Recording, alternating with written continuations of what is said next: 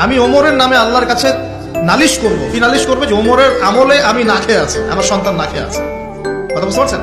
এই কথা শোনার সাথে সাথে ওমর রাদিয়াল্লাহু আনহুর মানে বুকে আল্লাহ পাকের ভয় চলে আসলো, হৃদয় প্রকম্পিত হলো।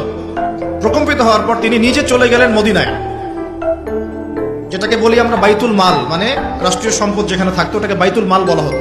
সেখান থেকে একটা আটার বস্তা নিজের কাঁধে উঠিয়েছেন, উঠিয়ে নিজে পায়ে হেঁটে ওই মহিলার বাসায় যাচ্ছেন। তার পাশে থাকা একজন সাহাবী, তিনি বলছেন, তার নাম আসলাম রাদিয়াল্লাহু আনহু, তিনি বলছেন যে ইয়া আমিরুল মুমিনিন, হে আমিরুল মুমিনিন, আমাকে দিন, আনা আহমিলুক, আমি এটাকে বহন করে নিয়ে যাই, আপনি চলেন সাথে, সমস্যা নেই, আমি বহন করে নিয়ে যাই অ্যাটলিস্ট।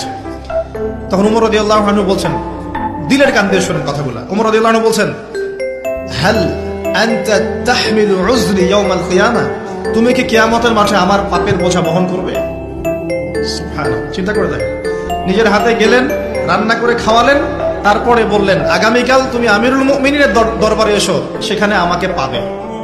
এই হলো ওমর রাদিয়াল্লাহু আনহুর খেলাফত। একদিন তিনি মেষ, তার যে উট, এটাকে পরিষ্কার করছেন।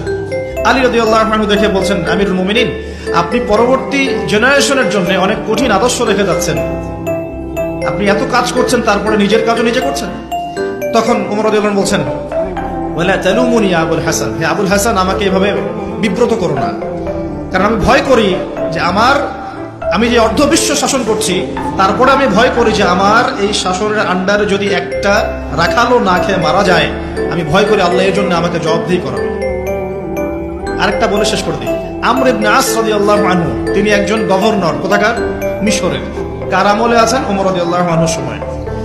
তো তার ছেলের নাম হচ্ছে মুহাম্মদ। তো সেই মুহাম্মদ আমর ইবনে আসের ছেলে রাদিয়াল্লাহু আনহু।